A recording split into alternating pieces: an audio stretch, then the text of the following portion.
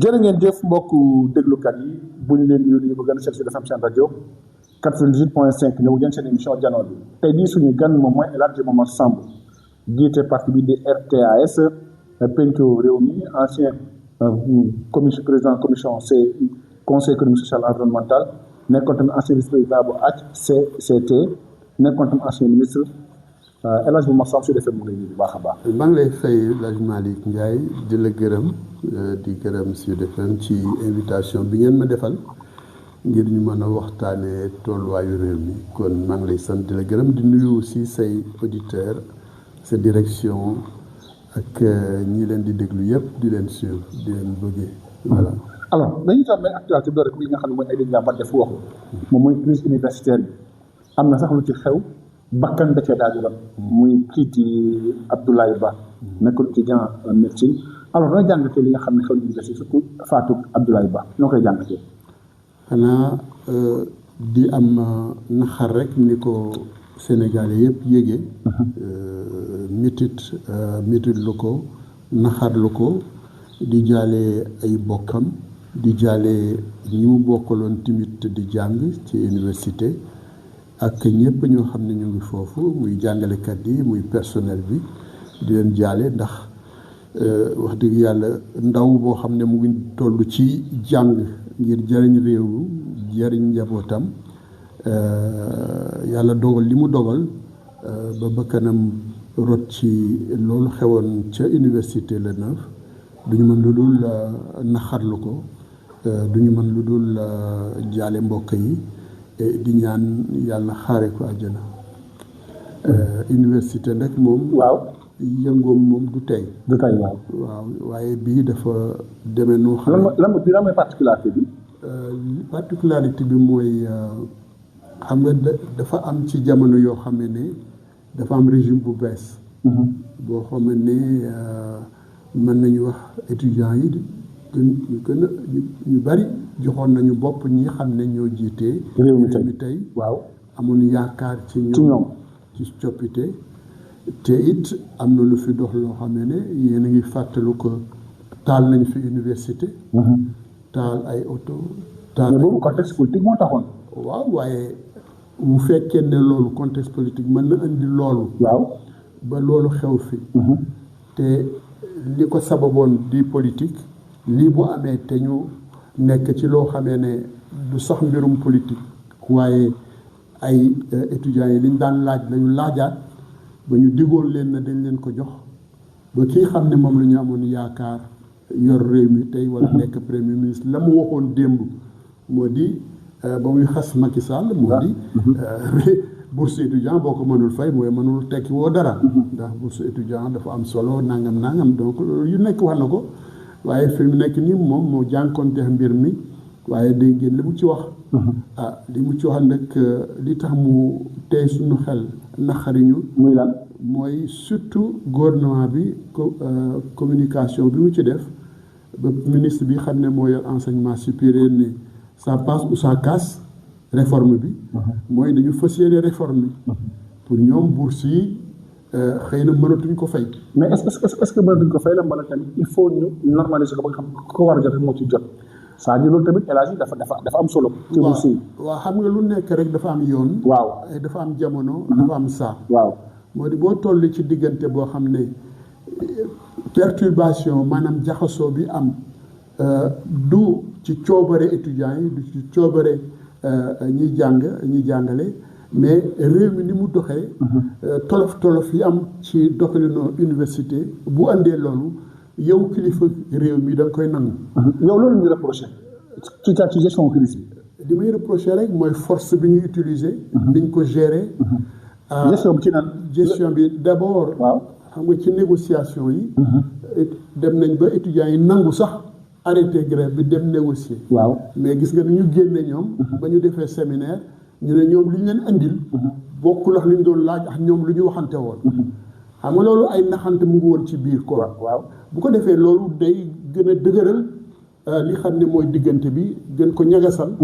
et loolu day jur fitna. waaw benn. ñaareel ba. waaw bu fekkee ne njaboot gi dañu am nekk ci loolu yow nga amoon taxawaay démb buy wane ne lii bu nekkee dañ ko war a saafara ko ginnaaw ba dugaloon nga sa wax sa kàddu boo paree ci loolu jàll ci nooy toogaate communauté bi yépp étudiants yi y compris ngir waxtaane problème réforme université waaw bu boobaa ci jàmm ci dal waxtaan mën na am xol yi dina jiif ba lépp loo xam ne dañ ko war a waxtaanee xel sax dafay dal xol dafay sedd ci ne ñii am nañu yéene defaraat joyanti mbir yi bu fekkee ne teg nañ ko noonu waxtaan mën a am mais bu fekkee dañ dem ba ci biir étudiants yi sentir ne ñoom dañ leen di bëgg a dugal ci pax dañ leen bëgg a nax dañ leen di bëgg a wor ci li xam ne moom lañ tudd sànq seeni sañ-sañ ak seeni yelleef bu boobaa day indi yeneen fitna loolu moo am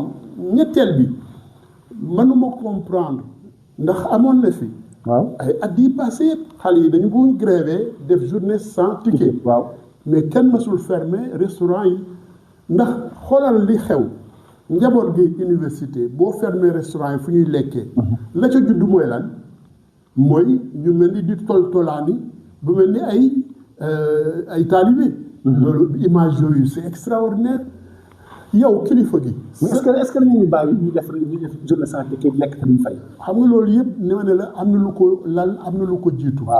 xam nga naqar bu amee. ba fitna jóg yow doo seetati la ñu waroon def démb. wala la normaloon parce que situation anormale ngeen nekk. situation anormale gestion anormale la war a doon. mooy say doom la ñu de. accepté yéen déglu rek bu baax say doom la ñu ngi ci kër gi. nga yilif leen. ñu toll situation bu ndax da leen di xiifal. xam nga boo leen xiifalee beneen rapport ngay indiwaat mooy yow taxawatuloo taxawaayu kilifa. taxawaayal ku jaboote ñëpp. loolu nag day gën a dangal diggante bi day toj sax diggante bi. ñeenteel bi mooy xoolal bés bi xam ne moom la police demee ci biir campus social bi. franchise université. mais surtout campus social bi. parce que ñu ngi werante sax xam nga campus pédagogique bi la ñuy wax franchise yi foofu la am et cetera. mais lu ci mën ci am mooy sa njaboot ñoo ne foofu. ñu dugal force yoo xam ne mais boo xoolee. ay ville xawma la sax mais force yi fa dugg.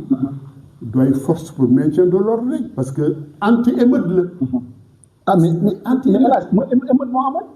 woon émeute. xam nga émeute. kon nuru na ko bokk. non xam nga mën a wax émeute. parce que on a vécu ay émeute. xam nañu ni mu toll dayo bi ak tamit ñi ñuy diir mais bu fekkee ne njaboot gi dañu mer te yow vivre nga ko am nga ci expérience daaw amoon na fi daaw jéeg amoon na fi. am na noo ko mën a gérer noo xamee ne am na loo xam ne du fa xew. ndax la fa xew dafa ñaaw. ndax xale yi bi oto yi dugg sax. ak policiers yi lu ñuy wax ñun xeexuñu de. ñun tey xeexuñu ci nangam et puis fekk ñu nekk situation xiifal boo xamee ne mara day taali ñu ngi ci seeni néeg lañ leen fekk. man loolu moo ma ci jaaxal te loolu moo ci doy waar te loolu moo naqari sama xol parce que. njaboot gi bu fekkee ne loolu ba ñi nekk seen néeg ci fa gaañu fa lañ ko fekk du néegam. ndax loolu xel mën na ko nangu. ndax mën nga wax ne kooku da doon troubler ordre. kon loolu yëpp bu amee. da ngay gis ne ni ñu gérer crise bi. jaaduwul.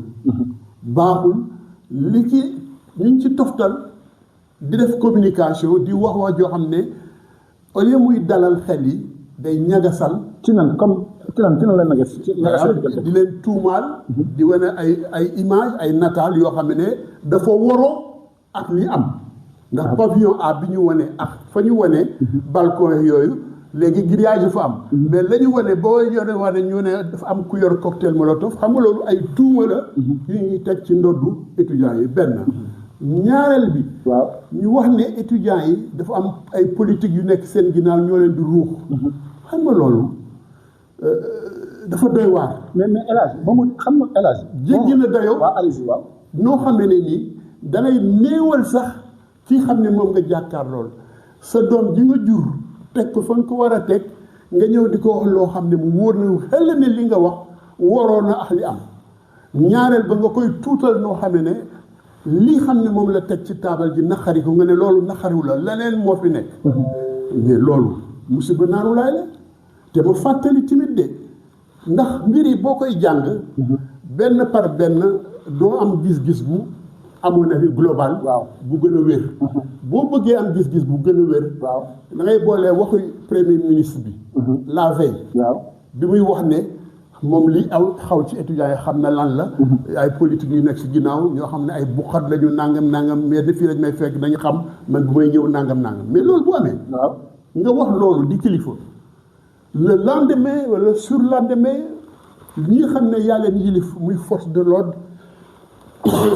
ñu def loolu ñu defee mais dañ naan ñii ñoo ko tey teef la finalement loolu ngay mën a jàpp ndax gisuloo lenn loo xam ne ci wax ji dina nangu ne niñ ko waxe woon démb ne dañu toog waxtaan ñu seet fu ñuy déggoo du amoon na ba moom mu recevoir ba ñu discuter ba ñu war a continuer ba séminaire bi ñëw toj mbir ma mu mel ni kon lañ daan ruumandaat te assemblée mu jub fa mooy dañu bëgg a dagg bourse yi dañu bëgg a réformer système bi mais réforme système boobu avant ak ci réforme système bi gis na ñaari wax ni que ministre bi def mooy def ne ñoom am na xam nga nag c'est le Sénégal plus informé ñoom ñu am ci information moo am yow da am keneen bu ko am donc ils ont des informations comme quoi il y avait des tentatives de saccage par rapport au restaurant loolu kay dina fa defoon ay policiers ngir faagaagal loolu très bien xam nga loolu bu amee boo dee nitu xam-xam nitu xel xel mënul nangu loolu lu tax xel mënu koo nangu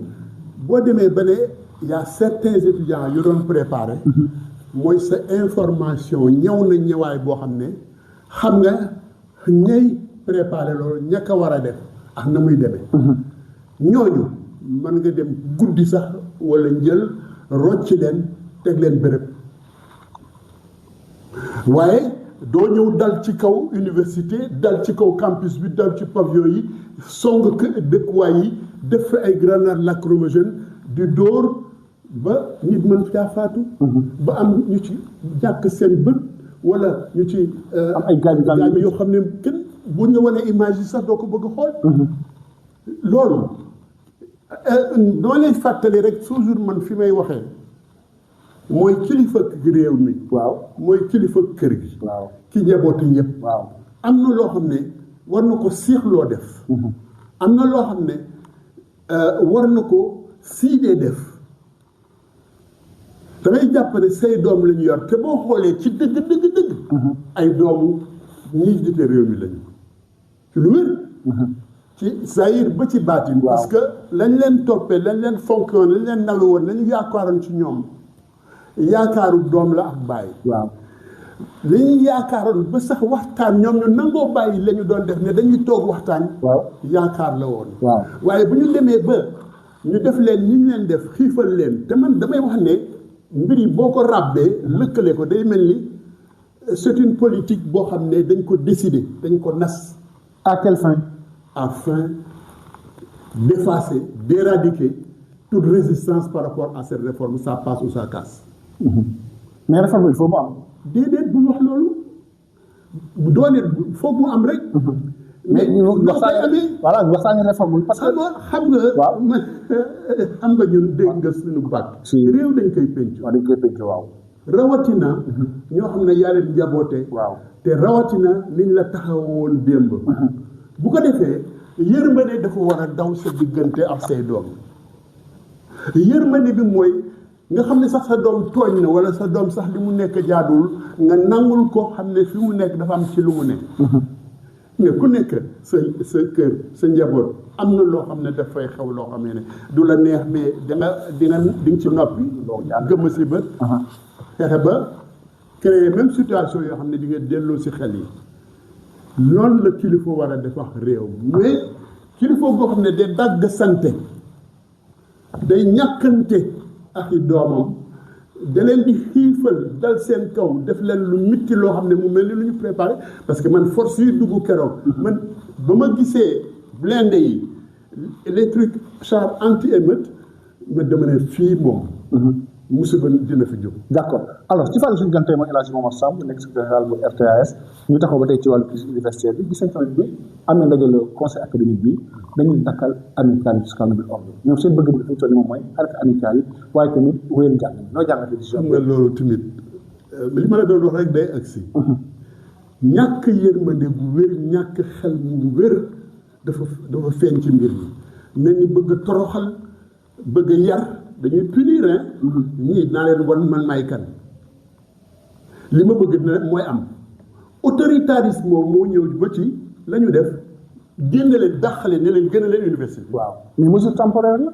mais ay exceptionnel. xam nga Mali. waaw dama la fàttali toujours même bu fekkee ne lu war a nekk la. waaw mais mën nga leen mayab diir sax ne fii ak 3 jours yow xiifal nga leen dal seen kaw dóor ba rey mais doo seral li la war a kañ mooy kilifa gi nga seral bi mooy lan ne fi ñu toll ni daal gars yi bon dama bëgg a defaraat léegi dama bëgg ngeen dellu seen waa kër may naa leen 3 jours waaw mën nga leen sax accompagner ndax am na ay jamono leneen xaw nga accompagner leen loolu yëpp pour rësal mer gi am wàcce fitna dalal xel yëpp ak xol yi ci noonu nga mën a lijjantee réforme nag adduna moo demee noonu looy liggéey lu ne muy sa kër muy feneen toujours di nga toj di tojaat di defaraat di réformer lii wala lële ndax pour gën a baaxal foog ngay def yenn yi mais waxtaan moo ko war a jiitu moo ko war a lal yaa ngi fàttaliku même bi ñu waree def suuf bi na mu tuddi Mary Teuw Niane nekkee ministre de l'enseignement supérieur les assises yi ñu defaroon xam nga ci la ñu dugal waxtaanu réforme ba payoor yi ñu yokk ko ba séddale ko noo xam ne bañ ko waxtaanee mais étudiants yi dañuy mujj nangu waaw mais xel loolu expérience la vécu réforme mënul jaar ci lu dul dañ koy pencoo waxtaanee ko avec tous les acteurs ñëpp mën see gis sa bopp xam nga lu ñuy wax bonne gouvernance li ko lal fondamentalement transparence la ak participation pencoo lépp loo xam ne da nga ko yëkkati yow kilifa gi ngir nga ne da nga bëgg a baaxal waaye fi nga ko jëmalee ñi nga ko jëmalee foog nga waxtaan ak ñoom wan leen convaincre leen ne lii lu baax la ci yéen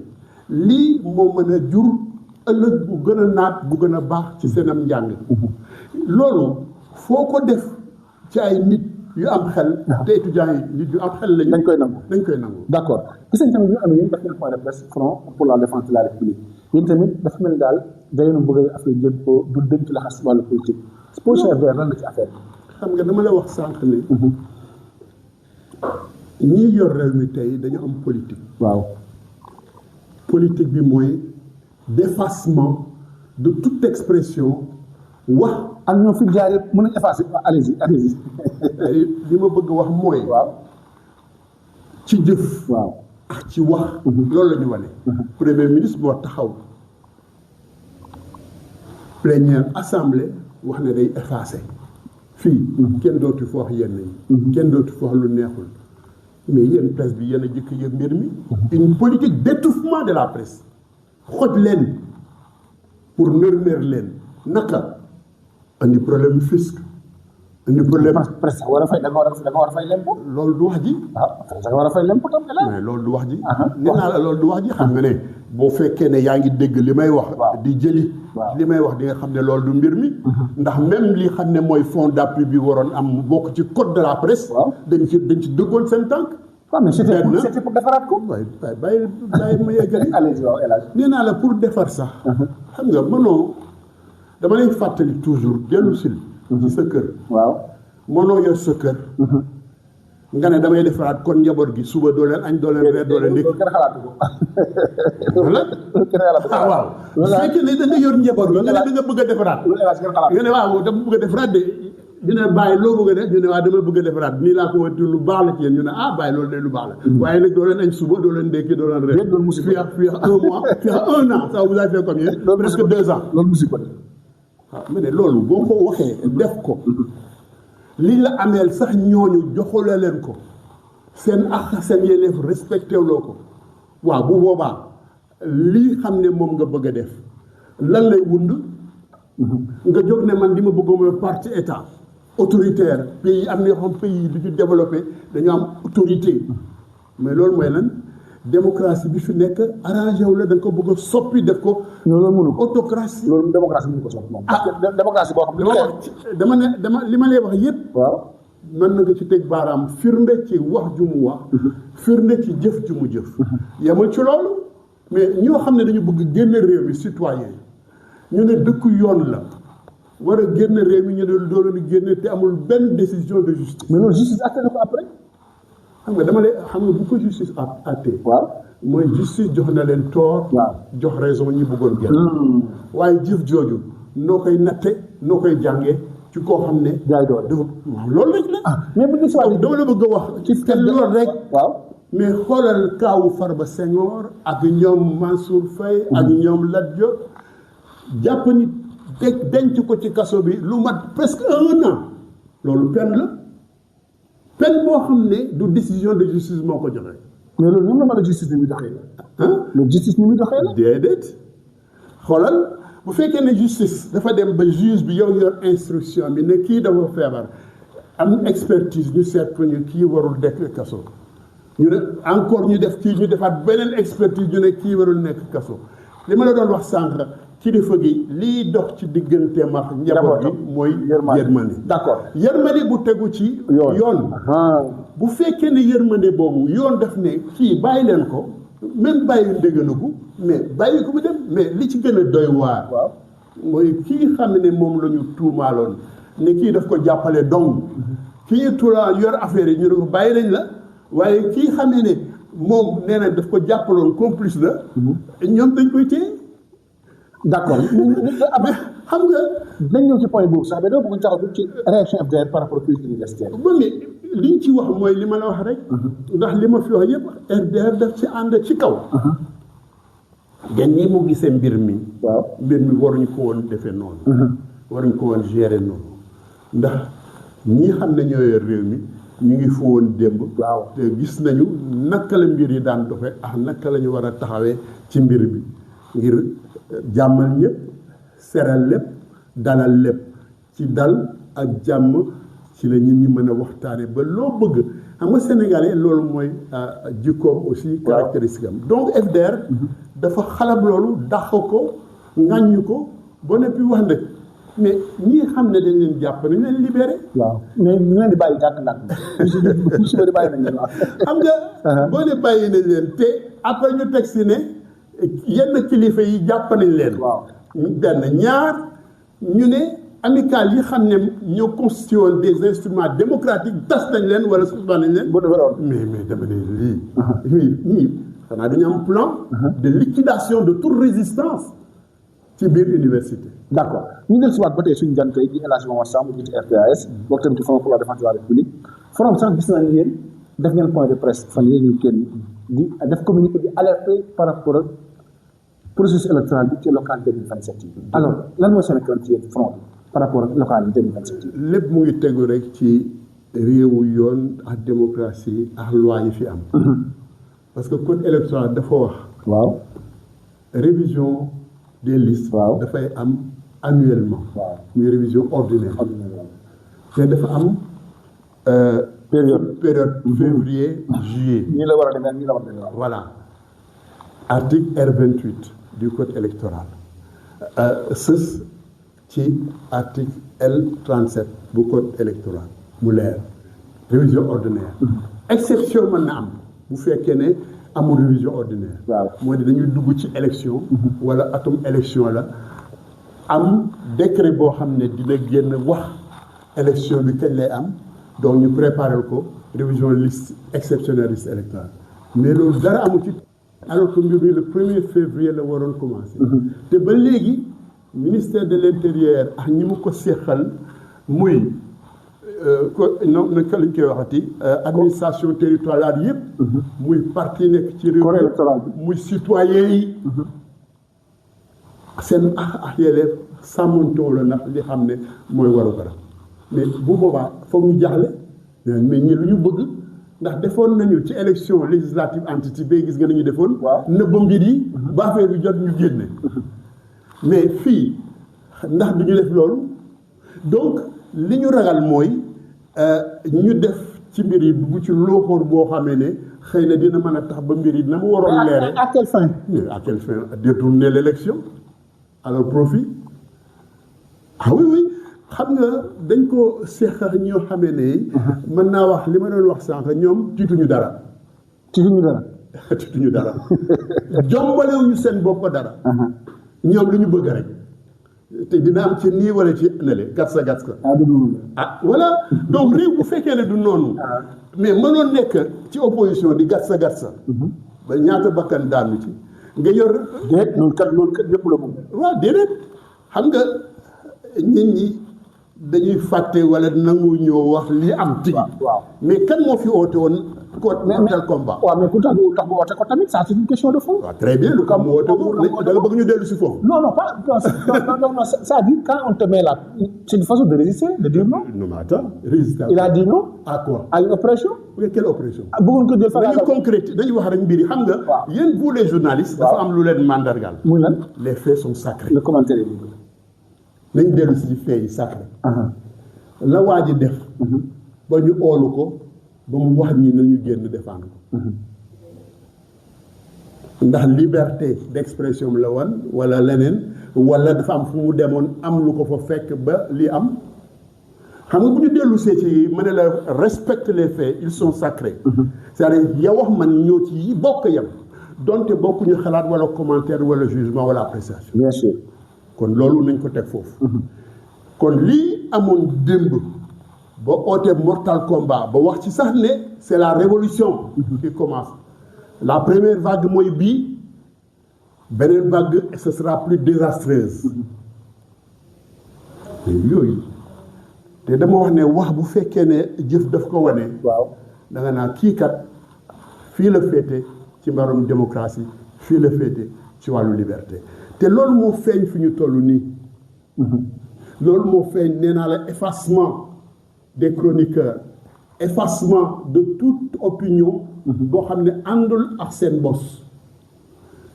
effacement de toute activité boo xam ne àndul ak ñoom lu ñu bëgg a doxal. waaw autoritarisme parti état ba ñu wane ko ci détourner même une mission officielle diplomatique en Chine. où le drapeau de leur parti a été mis à côté du drapeau. D'accord léegi ñu ñëw ba tey ci loolu léegi nag ban opposition moo war a janoog Pastef comment l'opposition doit s'organiser moo def pour wax pour janoog Pastef. mooy li FDR di def rek. def ko mooy ci communiqué la yem. ak lan mooy nekk plan d'action parce que li ñuy wax lépp ay jàppal yoo xam te ne table mais nag ngeen ko fas yéene jëmmalee ak convaincre Sénégalais ba adhéré ci li ngeen wax pour mener le combat. lii ñu war a def. waaw. mooy li ñu jëkk def respecter la démocratie. respecter le vote. waaw des citoyens. nangul leen ko. am nañ ci firnde yu bari du wax rek de. waaw moo di ba ñu woowee dialogue. dañ fa dem. waaw mais du ñëpp a demoon. waaw mais dama la bëgg wax rek. l'essentiel de l'opposition l'essentiel du FDR. dañu dem dañu dem. toog waxtaan. pendant des jours. lu ca génn dara. deuxième élément bii fi gaynde yi. cadre jëlee coupe bi. ba ñu woote président woote invité leen. ma ñu dañoo dem. waaye ñoom defuñu ko woon de. dialogue yi ñu woote woon. ñëwuñu dañ ko boycotté. waaw loolu bi mu amee war a boole xol yëpp ñoom nanguwuñu woon. te kii xam ne mooy premier ministre du président Pastef la mu wax leer na. waaw fii laay dem mais man bu ma nee du ma bokk du ma ñëw. loolu moo suñu mandarga ni mu wuuteex seen bos. suñu ADN moo di. ñun waaw. lu ñu fas yéene. ak ñi ma ko déggee ñun. bokk RTAS moo di. bu fekkee ne réew mi moo ñu tax a jóg dañuy wax ak réew mi. waaw. teg leen ci yoon wal leen yoon di waxtaan ak ñoom di leen yee ci lu ñu gis luy ñëw loo xam ne te yàgg nañ ko def depuis bu ñu existé ba léegi ngeen ñu xam ne fa ñu jëm musiba la ci réew mi. fa ñu jëm jàmm am fi que démocratie bi ñu ngi koy salfaañe principe républicain yi ñu ngi koy dëggaate. Nous sommes dans un pays où mën nañu wax les libertés sont suspendues pour l'essentiel. Et que nous sommes tous en sursis ku nekk mën la jàpp yóbbu la kaso toog la fa nag di seet ay preuves. loo xam ne dafa waroo ah lii xam ne président Pastef moom la waxoon jiñ ko Macky Sall ñu ne dañuy jàpp nit di soog a seet nag lan la def di ko utal preuve feeñ na tey. donc dama bëgg a wax rek ne li ñu war a def mooy loolu mooy organiser wu. di booloo di lëkkaloo ñu bokkul ci ñun sax ñu seeti leen. gis nañ def nañ ko ak Amadou Ba. ngoog seeti leen lan résultat bi seeti Amadou Ba résultat bi. mais waxtaan li si am mooy lu. convergence de vie. waaw boo xam ne mën na ubbi buntu ëllëg ñu mën a daje ci lenn. te loolu am na solo. waaw ndax bu fekkee ne ñoo bokk ne ni ñu jàngatee réew mi tolluwaayam ñoo ko bokk. kon war nañu moo bokk taxawaay. bokk jëfandoo bokk xalaat. mais loolu yëpp ay ràbb la liggéey la bañ a yàkkamti ndax fa ñu jëm la koy sottal mooy xelu nit ñi dellu si ci anam yoo xam ne nañ nangu ne wax dëgg yàlla li fi nekk nag baaxul. mais taxawaay bi lan la war a doon dafa doon ci ay communiqué ci ay manifestation ci mobilisation mooy tax lan la war a nekk. noonu rek ni nga ko waxee rek noonu la mën a demee. mais yéen a communiqué rek ngeen di def. déedéet yéen itam El Hadj Mor pousse leen paasu leen. jërëjëf Malick ci xeer bi. dal na bu baax. waaye wax dëgg yàlla. waaw. bu fekkee ne dama la wax sànq ne. waaw bu fekkee ne askan wi moo la tax a jóg. te askan wi dafa am seen xel fu mu bëlbatikoo. da nga leen koy nangul boo ko bëggee ëlbati nag fokk mu doon liggéey bu yàgg. te liggéey bi. waaw li ci ëpp solo. xel la xel yi la ñu war a waxal. ndax ñu bëri seen xel dafa muuru seen bët dafa muuru. mais est-ce que muuru seen nopp sakku. waaw mais El Hadj waaw même seen i bakken sax dañu dafa sakku. mais xam nga si xaw jaaxal ni c'est-à-dire li ngeen wax yëpp mais teewul su élection amee tey il vient en tête di gagner nit ñi. waaw ci lii am. waaw xam nga vent. maanaam kon yéen soit seen message jàll bala moom li wax nit ñi gëm nañ ko. ñaar yooyu la mu waaw xam nga gëm lëf. waaw taxul la nga gëm doon dëgg. waaw doon lu baax. bien sûr. gis nañ ko ci Hitler. waaw gis nañ ko ci Mussolini. bëri na ba fi ñu toll nii sax am na réew yoo xam ne. daanu nañ ci loolu. Argentine ak yeneen Italie et cetera. le populisme est venu remporter tout. mais le problème mooy xelu nit ñi fa ñu toll. fa mu toll. ba loolu mën a am mënoo ko woon a puus wala ba di ko paas. xanaa danañ jiitu danañ jiitu ci xel yi kon danañ ci jiitu. du question jiitu. xam nga vent de changement. waaw xam nga populisme lan mooy arme ci émotion lay doxee. day fekk ñi ñi nekk ci naxar wala métit wala ay jafe-jafe mu leen ne ma ne am naa seen saafara. waaw. ki leen ko teg Malick Ndiaye mii la. waaw moom seen xaalis bi yëpp moo ko lekk. gis nga boo demee këram toj ay milliards nga fay fekk. ñoom ñoo la teree noyyi ñoo la teree dund. yéen xale yi boo leen amul liggéey ak xëy Malick mii moo leen ko def. xale ñoom bouc émissaire. manipulation mensonge boole ci nag. waaw ay fen yoo xam ne yu tooy xepp. xoolal mbirum. homosexualité ñaari tur yi. waaw ni ñu ko jiiñu woon Macky Sall. waaw pour wàll rek ne. waaw xel yi mën na toll foo xamee ne. am na ay leviers yoo xam ne boo ko utiliser pour un populiste maanaam yow li la intéressé mooy fa nga war a jël pouvoir bi loo mën a utiliser rek pour nax nit ñi pour yàq xelu nit ñi di nga ko def. mais El Hadj Mor mu yàq xelu ñëpp. du ñëpp parce que 50 bu ñu waxee 54% mooy du ñëpp. waaw. yaa donc 40 majorité. waaw pour c'est pour te dire. majorité te majorité boobu. waaw boo koy natt da nga koy natt ci ñuy woote. waaw. yaa ngi dégg. waaw donc. périmètre bi day gën a restreint. d'accord kon boo d'accord nañu topp yoon woowu rek. mooy dañuy xeltu mën a yow dañuy seet. léegi bu fekkee ne loolu am na ci réew. ba sa waa kër sax say doom. wala ginnaaw ba mënootoo wax ak ñoom parce que toll nañu woon jamono joo xam ne waxtaan sax amul. mais foofu lan moo mën a yeewi mbir yi yeewi ñun yi mooy jëf. waaw. say doom ne ne lii moo baax ñu daa changement yéen pas da ngeen arrière nangam ñu ne moytu leen ñun lii la ñu xam lii la ñu gis ñu ne ñun gisuñu loolu. baax na acca waaw léegi ñu ngi ci nag depuis 2 ans. lan la joxe. tey la waalo gën a aay. te daan dem émigration clandestine ni mu mel mari day taali actuellement insécurité bi ni mu mel mari day taali manque d'emploi difficulté de vivre ñëpp koy sentir aujourd'hui kon bu fekkee ne loolu am na ba ñi xam ne gën jaa bari àndoon nañu moom ci université mu dal seen kaw ni mu daleen seen kaw jàkk yërmande bi mu am ci seen à cet endroit mais léegi nit ñi dinañ yeewu. dinañ yeewu. ah boobu d' accord. alors ku yàlla parce que mënul wéy. d' accord suñu gan tey di fàttali El Hadj Momar Samb la jiite RTS alors bu ñu taxaw tuuti nag ci li jëm ci wàllu reddition des comptes. gis nañ ne pratiquement ñoom dañ ko defoon seen cheval de bataille. yéen jàpp nañ ko di génne reddition des comptes règlement de compte la pourquoi. maa la doon jox sama exemple Farba Senghor. Farba Ngom. man toujours bu ma ne Farba rek Senghor mooy ñëw sama xel dafa yàgg suñu kii espace politique. Farba Ngom xool ni ñu ko def rek. député dini muuraayu. waaw mais bu allez-y waaw bu ñu tuumaal rek dañu seen muuraay du moom rek lañ ko def. defal nañ ko kii Ndeye Saly Diop Dieng defal ko tamit Moustapha Diop dañu seen balaa kër la. waaw quand bu ñu accusé dara nga nekkoon ancien ministre dañu seen balaa kër la yóbbu ko cour de justice. waaw après yoon def liggéey yëpp. waaw léegi lan la joxe xam nga lii gën a yéeme d'abord. mooy lan. exemple yi ma la jox sànq yow damay indi bu convoqué bu Farba Ngom parce que moo gën a parlant. waaw. koo xam ne da ngay reddition des comptes yow loo ko tuumaal ne dafa blanchir xaalis. dafa nekk complice pour détourner deniers publics. ñoo xam ne amuñu dara état déjà reddition de compte foofu amu fa. mais am na loo waxoon sa campagne ne Farba bii mooy dernière campagne am ñoom ñëpp Lat Aliou Sall ñoom ñëpp digoon nañ leen ne bu ñu jëlee nguur gi dañ leen tëj. mais ñoom duñ justice.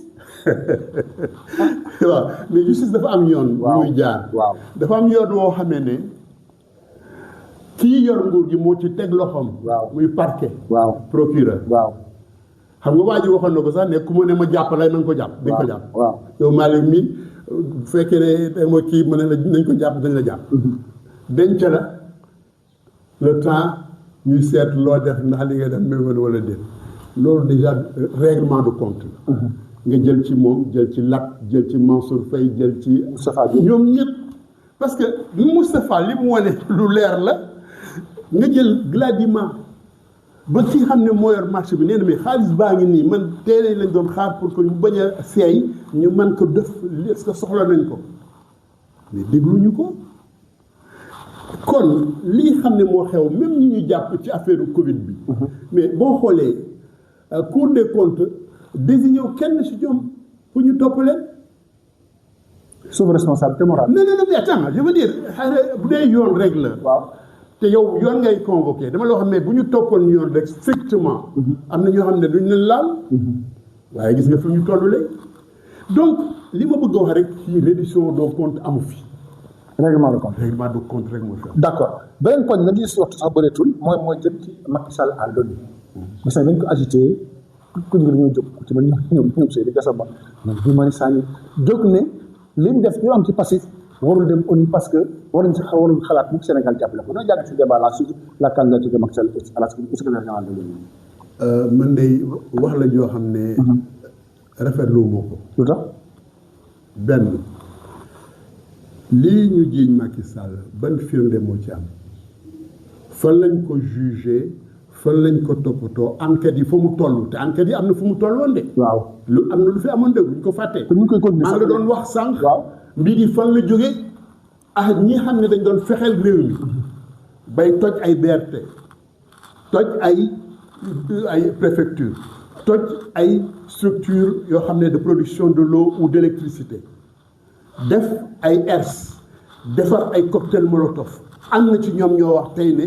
ñun dépensé ñu temps en cocktail molotov taal ay këru jàmbur taal ay Auchan mais li ñu yàq ci réew mi ci at yooyu mais insurrection loolu jalgale ci la boo xam ne bu confronté woon à un état autoritaire wala un état comme en Amérique latine ou autre kenn dootu waxati ko mais lii xam ne moo am ba amnistie am ba ñoom ñu am mën a jël pouvoir bi moo lay wan grandeur Macky Sall. mais bon est-ce que boobu la amul nekkuloon il n'avait pas li moom loolu moo nekk solution bi pour apaiser dem parce que moom tam tant que moo nekk fii tamit gis nga nga fay nekk candidat ne xew ak ba mu def élection yi am parce que les gens étaient tellement déterminés et décidés à faire face à Macky Sall xam ne comme njiit la mu ne nag nekk na ko fi yemale loolu rek la. mais loolu. waaw. du ñëpp koy nangu. mais mënuñ la contraindre nga nangu ko. déglu rek non déedéet. waaw mais yow xam nga borom xam-xam nga gëstukat nga. non journaliste nga xam nga li xew suñu sous-région bi. waaw xam nga li xew si Afrique bi. waaw xam nga sa yeneen réew. waaw où le pouvoir day dee du fi jóge. waaw mais ay limites. déglu rek. waaw loolu bu amee. ba kii nangu ne moom day des sax ci deuxième mandat. waaw annoncé ko bien avant juillet. ñu doon wax donc troisième mandat ba tax ñu jóg ne dañuy xeex ñu bàyyi ko ci suuf. li fi xew yëpp xew fi ba mu ne moom day non seulement day organiser élection. mais dama bëgg pacifier bàyyi réew mi ci jàmm ba ñi ko yor bu ñu ñëwee mën ko yeggali tabax ko ci jàmm. waaw loolu moo doon yéene. am na raison amul raison am na ñu ko contrôle ñun ci la ñu bokkoon loolu xalaatuñu ko woon mais loolu moo mujj am ba mu amee. kon vous étiez contre cette loi d'amnistie. waaw oui. lu tax. non dañu xalaatoon ne li fi am yëpp. waaw dañu waroon continuer enquête yi terminer yëpp. kon dëkk bi tàkk. waaw bu fekkee. te yaa ngi wax ne. xam nga yow. hypothèse boobu nga jël. waaw pour ñun beneen hypothèse bi la parce que. ba insurrection bi échoué ba ñu jàpp leen. waaw. mais dara xewatul woon. en kay am na fi bi ñu fi waxee candidat am janvier 2024 am 2024 am na ay mots yu am. non dara xewatul woon après. vraiment dara xewatul woon affaire yi neewoon na tekk à un moment donné. pour ñun justice bi dafa waroon continuer def fi liggéeyam ñu sottal mbir yi mais amnistie boobu libéré leen ñoom ñu profité aussi te gis nga sax premier ministre ak président ñoom jël seen këyit bu leen di effacer seen i mbir du dëgg. waaw mais ñoom dañu waxoon bu ñu ñëwee dañuy teggi loi d'amnistie. waaw teggi nañ ko. teggi nañ ko ba léegi ils ont pas le droit d'interprétation. non nañu waxante rek. non boobu teggi nañ ko moom. waaw boobu daal ba léegi dinañ. non dama la ils ont une majorité à la. non mais xam nga ñoom. waaw dama la wax ne gis nga boo toppee seen wax yi démb ak waaye tey. waaw di nga suur ci ñoom. boo toppee seen wax yi démb ak seen jëf yi tey. waaw nga gën a suurati. kon li am moo di bu fekkee ne dañuy wax rek mbiru yoon am na fu mbir yi waroon jaar. moom laa doon wax sànq ne même yoon bu fekkee ne dañ ko nangul mu war a dem jusqu'au bout. waaw am na fu muy jaar foo xamee ne procureur même bu yëkkatee. juge ne ko déedéet attends xoolal affaire Farba Senghor bi barke démb rek. Farba Ngom bi dégg nga barke démb rek la ko justice bi ne nañ ko bàyyi. mais est-ce que procureur dina defaat li mu defoon appel pour ñu mën ko garder waat. yàlla rek a xam. yàlla rek a xam. alors est-ce que ce débat autour de la candidature de Macky Sall la koy jàngatee. pour affaire Macky Sall à l'ONU. Macky Sall à l'ONU. waaw. xam nga man li ma gis ci àdduna bi. waaw mooy Macky Sall dafa am dayo ci àdduna bi. dayo waaw bu rëy a rëy man dem ànd naa moom Genève. mais fu nekk lañ ko doon oo ba OMC oo ko sax pour bu def intercommunication au niveau de Genève. xam nga Afrique àdduna bi luñ ko surtout Afrique luñ ko nawee. mooy dafa porter drapeau revendication Afrique. Sur les questions de la dette, du commerce et des accords multilatéraux, ba ONU dafa wax ne mbir dañ ko war a soppi ndax bañ koy tabax temps yooyu les pays africains étaient sous domination coloniale. ñi ko tabax seen intérêt lañ ko tabaxee. xoolal boobu wax rek. waaw fokk ñu amaat yeneen rapport yoo xam ne moo ñuy may ñun ñu am kàddu ba mu dem ba G20. fexe ba Afrique. am fa aussi beneen place xoolal loolu fu ñuy waxtaane Afrique nit ñi daan def bu leen intéressé affaire Afrique la ñu wax de mu leen intéressé waa ji bu leen intéressé kii accueillir mu ne nañ invité africain yi mu ne nañ loolu dafa war a dakk dañu war a am baat fekke di teew fa ñuy waxee ñetteel bi ci wàllu économique ak finance li mu doon wax yëpp dans les accords là les problèmes de CI déficit budgétaire fii la toll xeer na ko ba tàyyi mais xoolal bi Covid bi ñëwee la mu ci def malgré tout moom moo dem seeti Poutine toog waxtaan ak moom pour que ñu libérer surtout comme c'est avec la guerre Ukraine-Russie foog ñu libérer voies yi permettre population africaine yi mën a jot ci li xam ne moom la ñu soxla ci céréales mais ku mel noonu koo xam ne day woote jàmm ci àdduna bi mais nag ci fulla ak fayda ne africains yi dañu war a fekke di teew di wax kon xalaat kon débat bi warul am débat bi warul am xam nga lu tax waaw dafa am ñaar yoo xam ne dama ko seetlu mooy xelu xale waaw dafa jàpp ñi xam ne ñoo yor réew mi xelu xale mooy lan mooy bii droit de l'homme si la ñoom Seydi Gassama waaw ñooma yëpp ñoo bokk àtte déet bokk àtte ñoo xam nga lu tax waaw ñu bokk àtte waaw fépp foo xamee ne ñii Pastef yëkki na fa baatam am lu fa taxaw ñoom taxawaay ba ñu am mooy accompagner leen. ah bon man loolu laa gis ñaareel bi mooy bu fekkee ne yow jàmmu Afrique xam nga boo amee mbër sax sa kër muy gën di bëri ji loolu am problème di nga ko fexe ba téye ko jàpp ngemb bi gën ko dëgëral. ñaanal ko mu am ndam. waaw mu ngi mel ni suñu équipe nationale rek. waaw dem Afrique mais suñu équipe nationale bi day dem monde. coupe du monde. waaw léegi fan ban taxawaay la ñu war a am. ñëpp ànd ci boolu jàppale ko. loolu rek mooy xam bi. d' accord loolu te. njëriñ bi mu ñoo mën a indil. macha allah ñoom lañ ne liñ fi def. waaye déggu la li ñu fi def xam nga loo xam ne leeraluñu ko. waaw fi ñu jaar yëpp mu wax la ko. d' accord d' accord El Hadj loolu kañ effacé ko. alors ñu ñëw nag ci beneen li jeexal émission moom mooy ñu xew ci fan yi ñu génn borom ñaari tur. noo koy jàngatee sur le plan sociologique Sénégal moo yàqu moo toll fan ba fu ñu toll nii borom kër seen xel daal noo jàngatee loolu yow borom ñaari tur yi. dama ragal ne mbir mi yemul rek Sénégal mbirum àdduna bi yëpp moo lëmbe. moo ëlbatiku. valeur yu bëri dañu daanu màbb.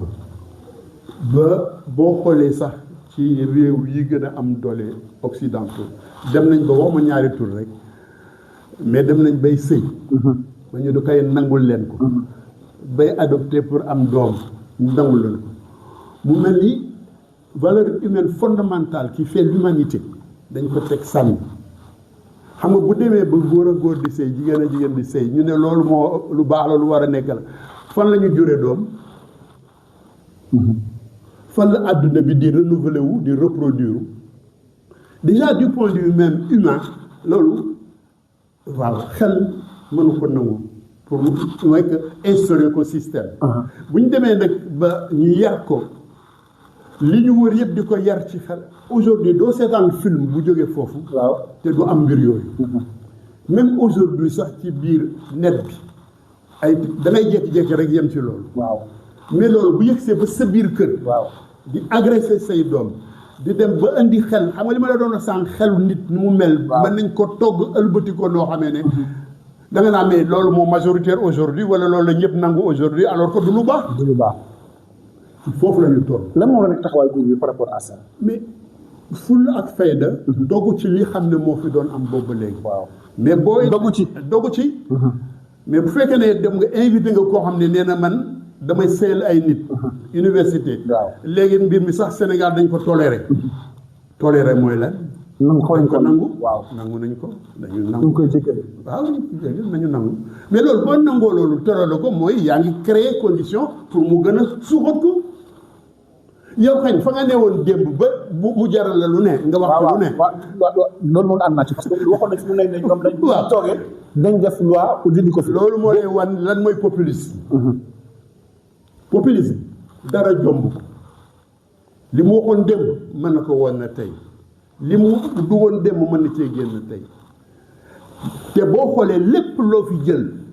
muy dem ci gaal yi muy pétrole bi ne jaay nañ ko muy leneen ak leneen ñaari tur yi ak dañuy def lu nekk wax nañ ko fi mais fu mu mujj fan dara amu ci loolu. mooy li xam ne moom mooy réew Sénégal ak réewu àdduna mooy populisme dafa ŋànk réew mi ci jamono yoo xam ne xam nga en France la droite ñi xam ne ñoom bañ gu ñu bañ sax émigré tool tax ñu def ko seen objet combat mu nekk bouc émissaire. waaw lu xew ku boppam di métti ñu ne émigré moo tax ñàkk emploi émigré yi la loolu mooy populisme la xew ñu jiñ leen ko lu nekk ñu jënd lii moo xew ci réew mi te ñu luy ñaan rek mooy suñuy doom la ñuy jëkk a waxal. yeewu leen ci réew mi. yeewu leen ci nekkin wi te ngeen xam ne li ngeen doon tey ëllëg démb ko waral. waaw li ngeen doon démb ko waral. démb ko waral. li ngeen doon tey nite gi ngeen nite tey ay nit ñoo leen sàkk ci coobare yàlla ba ngeen mën ci juddu ba tollu ngeen toll ñu yar leen lii buñ ko fàttewul ne suñuy bàyyi ak suñuy maam amul ñun ñoo am tey ñun ñoo ne te ñun ñooy baax lii des yëpp dafa bon sànku nga d'accord waxtu ñu si loolu nag jeex na El Hadj Momar Samb bàyyi la nga tàgg ci mbokk déglukat yi. waaw xanaa di la gërëm rek ci invitation bi di ci am mbégte waxtaan bi wax dëgg yàlla xumb na bàyyiloo ma sama nooyi loolu yëpp xam naa ci rek bëgg a defar rek bëgg ma tontu bëgg ma leeral te loolu am na solo ci waxtaan yu mel nii nga am jot leeral ba ñi ngay waxal parce que yéen du seen bopp tax ngeen di wax ñi leen di déglu ñoo tax ngeen di wax ñun aussi bu ñuy wax ñii ñuy déglu ñoo tax ñuy wax moo tax dañuy sopp ci li ñu am nii comme échange weccoo ñuy déglunte di ma may wax ndax yaa may laaj may tontu léeg-léeg sax nga de waa bàyyil ma continuer rek sa tontu jëlaat loolu maa ngi koy rafetlu bu baax di la gërëm di la sant di ñaanal waa kër gi jàmm di la ñaanal ñu gën a jëm kanam li tegu ci kaw yëpp ci tolof yàlla wàccee ko woyofal ko ndax liggéey bi wax dëgg yàgg nañ ko suivre ndax xam nañu ñoom Babacar ñoom ñëpp suñu mbokk yi ci nekkoon ñoom Moussa Paye ak ñoom ñëpp yàlla dëddu nañu yàlla yërëm ñi fi jaar ñëpp di ñaan daal di leen jaale aussi Georges bu RFM yàlla dafa ma invité woon ci grand jury il y a pas plus d'un mois n'est-ce pas mu am nit ku ni nga def rek reetaan woyof nangoo waxtaan bàyyi ci vraiment avec beaucoup de courtoisie et de respect moo tax ñu leen koy jaale bu baax di jaaleeti rek kii mbokk yi Ablaye Ba di ko jaale mbokk yi di ko jaale askan wi yëpp di ko jaale waa université di ñaan yàlla wëlbati xel yi ci jàmm ci dal ci yërmande ci ndax ñu mën a bokk pencoo réew mi ndax ci pencoo rek la xam d'accord ñu ngi koy sant kër bu baax moom El Hadj Momar Samb jiite RPAS penco réew mi moo nekkoon suñu gan tey ci émission Jano bi émission bi nag dañ ko tegaat suba lundi après le journal de 22h merci également à Assane Thioune aux opérations techniques rendez-vous dimanche prochain ci beneen invité ci Jano bi jërëjëf